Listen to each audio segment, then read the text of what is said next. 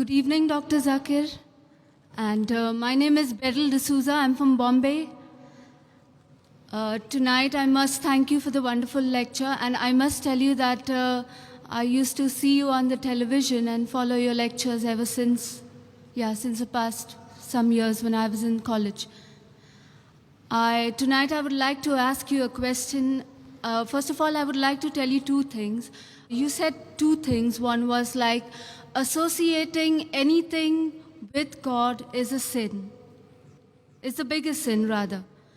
The second thing you said that the form of prayer is that the Muslims follow is that you put your forehead down and it humbles yourself. Now, myself being from Bombay, I would, because this is something I've noticed there, and I would also like to know clearly what is the concept about the dargahs that people go to and the people follow.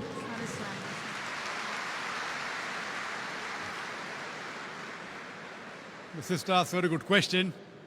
You're asking a question regarding the Muslims now. And it's a very intelligent question. She says that in Islam, if associating partners with God is the biggest sin, and the best form of worship is to prostrate, then what happens in dargahs? People go to dargah and they prostrate. So is it right or is it wrong is the basic question. Sister, I do agree with you.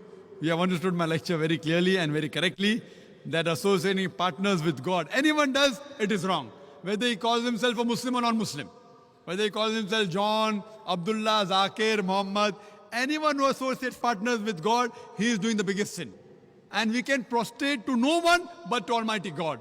So anyone who prostrates to anyone besides Almighty God, he is doing shirk. He is associating partners with God. So if any human being goes to any grave and he prostrates to that grave and he worships that grave, he is doing the biggest sin, irrespective whether he calls himself a Muslim or non-Muslim.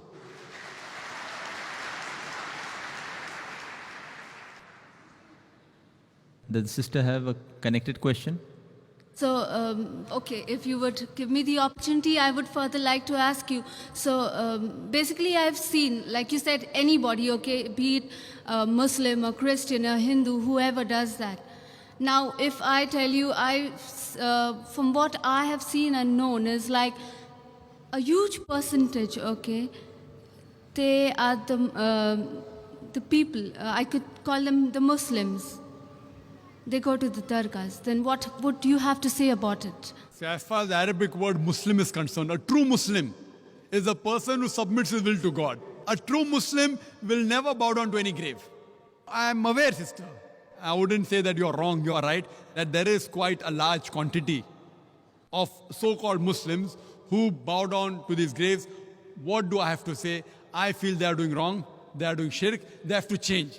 And that's what in my talks I even tell them, that if you want to go to a grave, the Prophet said that you can go to a grave, it reminds you of your akhirah, that one day you have to die. So when you go to a grave, you can pray for the person, but you can't pray to him. You can pray for him, that may Allah give him Jannat-e-Firdaus, may He forgive his sins, etc. But you can't pray to him.